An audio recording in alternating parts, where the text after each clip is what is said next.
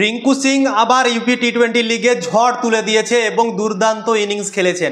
48 বলে 78 রানের ইনিংস খেলেছেন, নট আউট ইনিংস খেলেছেন এবং 6টা ছক্কা 6টা চার এবং 162.5 স্ট্রাইক রেটে ব্যাটিংও করেছে এবং দুর্দান্তভাবে ইউপি টি-20 লিগে তার নিজের দলকে ম্যাচ জিতিয়েছে রিঙ্কু সিং।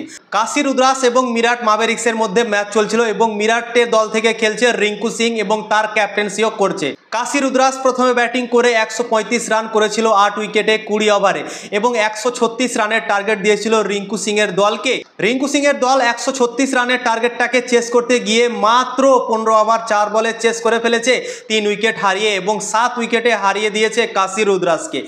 রিঙ্কু সিং লাস্ট 11 বলে 49 রান করেছে, 5টা ছক্কা মেরেছে, 4টা চার মেরেছে, একটা সিঙ্গেল হয়েছে এবং একটা 2 রান হয়েছে দিয়ে লাস্ট 11 বলে 49 রান করেছে রিঙ্কু সিং। এবং তার আগে রিঙ্কু সিং 37 বলে মাত্র 29 রান করেছিল প্রথম দিকে এবং তারপর যে 11 বলে মারতে শুরু করেছে, 5টা ছক্কা 4টা চার মেরে ভাই দুর্দান্তভাবে 48 বলে 78 রান করে নিয়েছে এবং দুর্দান্তভাবে অসাধারণভাবে ম্যাচ জিতিয়েছে তার নিজের দলকে রিঙ্কু সিং।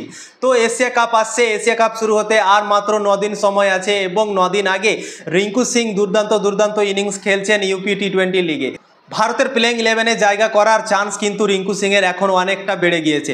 যখন এশিয়া কাপের জন্য ভারতের দল ঘোষণা হয়েছিল তখন মনে হচ্ছিল না কি রিঙ্কু সিং সুযোগ পাবে এশিয়া কাপে, সে মনে হয় ড্রপ হয়ে যেতে পারে, সবাই ভাবনা চিন্তা করছিল এবং ভিতরকার নিউজও বেরিয়ে আসছিল কি রিঙ্কু সিং হয়তো নাও সুযোগ পেতে পারে এশিয়া কাপে। কিন্তু রিঙ্কু সিং সুযোগ পেয়েছিল এশিয়া কাপে এবং সুযোগ পাওয়ার পর অনেক কন্ট্রোভার্সিও হলো কি রিঙ্কু সিং ফর্মে নেই, তা সত্ত্বেও কেন নেওয়া হলো রিঙ্কু সিংকে। কিন্তু রিঙ্কু সিং ইউপি টি-20 লিগে যা করে দেখাচ্ছে না, প্রমাণ করে দিয়েছে কি রিঙ্কু সিংকে এমনি নেওয়া হয়নি দলে। রিঙ্কু সিং দুর্দান্ত একটা প্লেয়ার এবং তাবড়তোড় বিধ্বংসী মিজাজে ব্যাটিং করতে পারে, সেটা আমরা ইউপি টি-20 লিগে দেখতে পাচ্ছি। একটা ম্যাচে সেঞ্চুরিও করেছে রিঙ্কু সিং দুর্দান্তভাবে এবং এই ম্যাচেও করে নিল 78 রান এবং ম্যাচ জিতালো এবং মাঝখানে আরও ইনিংসগুলো সে খেলেছে। তো রিঙ্কু সিং এর ফর্ম অসাধারণ মনে হচ্ছে ইউপি টি-20 লিগে, দুর্দান্তভাবে ক্রিকেট সে খেলছে ইউপি টি-20 লিগে।